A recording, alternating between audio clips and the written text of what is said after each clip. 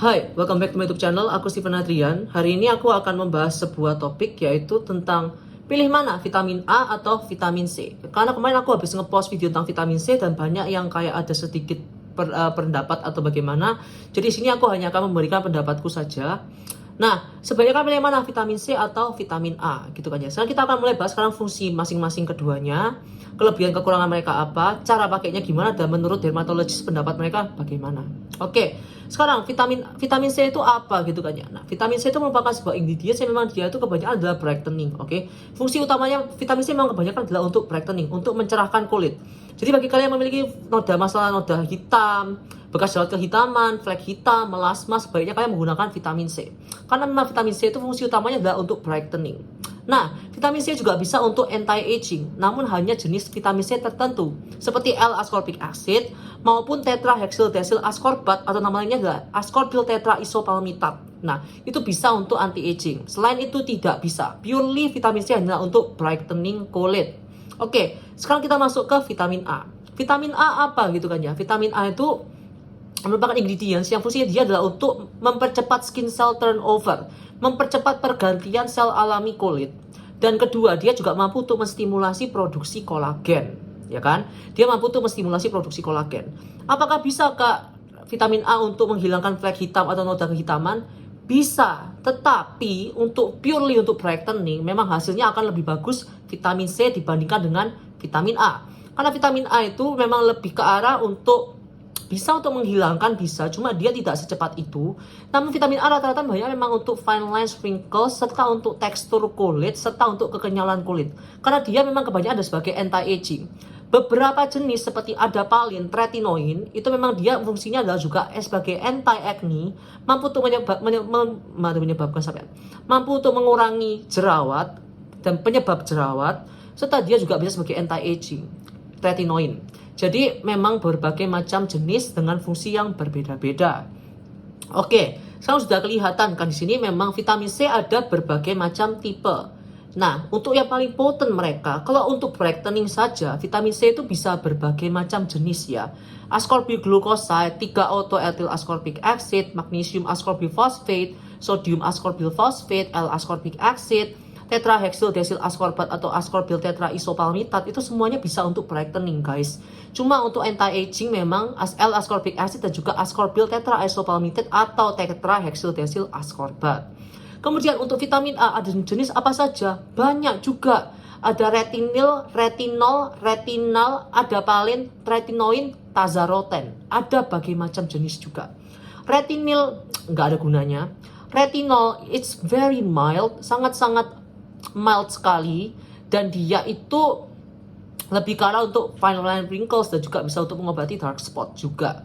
Retinol lebih bagus sedikit, cuma jarang ada yang formulasikan retinol. Tretinoin, tazaroten, adapalene dia bisa over the counter dengan nama Differin ataupun merek lain. Adapalene itu bisa kalian temukan. Untuk tretinoin dan tazaroten memang dia tuh prescription strength terutama di Amerika, oke? Jadi itulah kenapa kok di Indonesia dia tuh boleh, cuma di Amerika dia tidak boleh. Nah, sekarang muncul perdebatan pilih mana, vitamin C atau vitamin A gitu kan ya. Sebenarnya begini, kenapa kok aku ngomong di sini vitamin C itu juga merupakan bahan yang bagus juga. Kenapa? Karena yang pertama, kalian harus bersyukur kalian tinggal di Indonesia atau bagaimana. Kita harus bersyukur karena di Indonesia regulasi yang mengatur tentang tretinoin itu tidak ketat. Oke, tidak ketat. Kalian bisa beli tretinoin di apotek terdekat kalian tuh bisa kalian beli. Sedangkan kalau di luar negeri, tretinoin dan juga tazaroten nggak ada di Indonesia, jarang ada. Retinoin, terutama retinoic acid, itu tidak bisa dibeli di over the counter. Kalian harus pergi ke kantor dermatologis, ke klinik kecantikan dokter, dan kalian harus membayar setidaknya $100 untuk sekali ketemu dokter untuk dimintakan retinoin.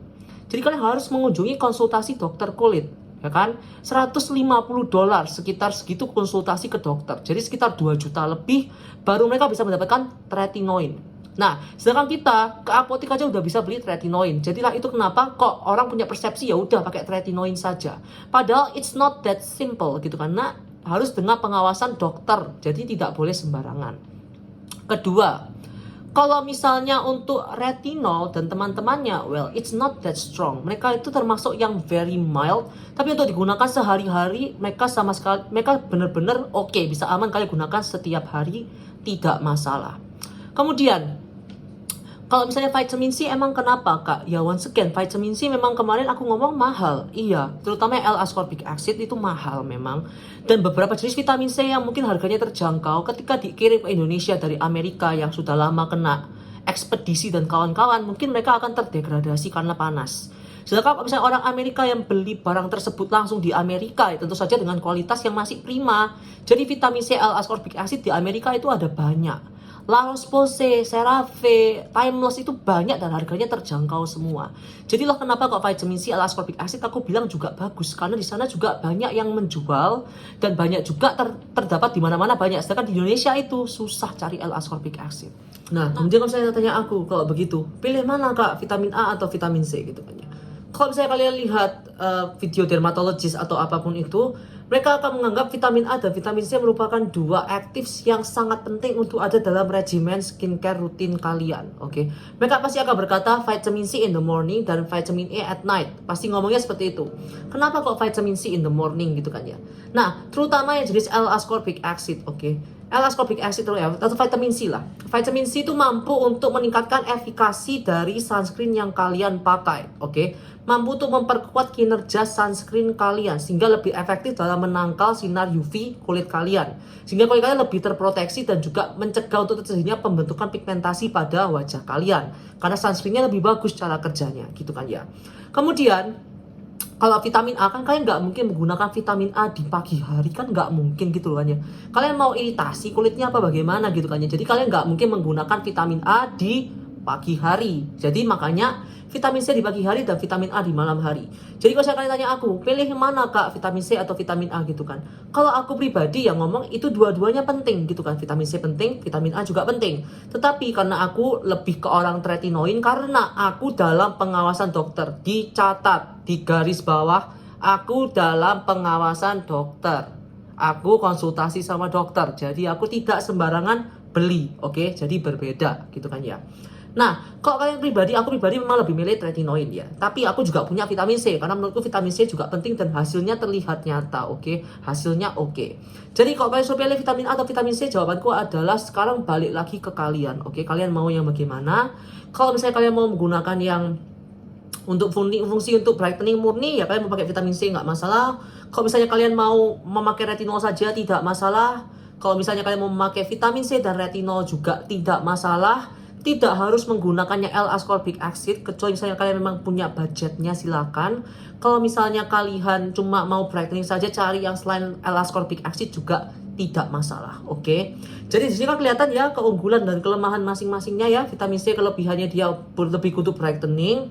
Kemudian dia juga bisa lebih versatile, mau kalian gunakan di pagi hari bisa, di malam hari juga bisa.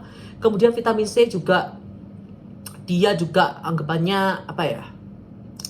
Lebih bisa untuk anti aging, namun nggak sebagus itulah. Jadi antara itu, untuk kelemahannya dia adalah dia mahal. Yang paling bagus memang ascorbic acid dan dia cukup mengiritasi kulit kalau misalnya ascorbic acid. Kalau yang retinol pertama kelebihannya dia adalah bisa untuk anti aging, anti acne, bisa untuk menghilangkan dark spot, namun tidak sebagus itu. Kelemahannya tidak bisa digunakan di pagi hari, dia cukup mengiritasi bagi kulitnya sensitif, dan ketiga tidak bisa digunakan oleh ibu hamil. Jadi itu merupakan kelebihan dan kekurangannya. Jadi secara keseluruhan mau ngomong vitamin C, vitamin A, terserah kalian, pilihannya terserah kalian mau vitamin C mau vitamin A. Cuma kalau misalnya kalian mau memakai dua-duanya juga tidak masalah. Tidak harus menggunakan L-ascorbic acid, bisa cari vitamin C jenis lain. Untuk vitamin A mau pakai jenis apapun, retinol dan kawan-kawannya bisa kalian beli. Retinol dalam pengawasan dokter. Jadi jawabanku adalah sekian. Semoga menjawab pertanyaan kalian. Thank you so much all for watching. See you next time. Bye.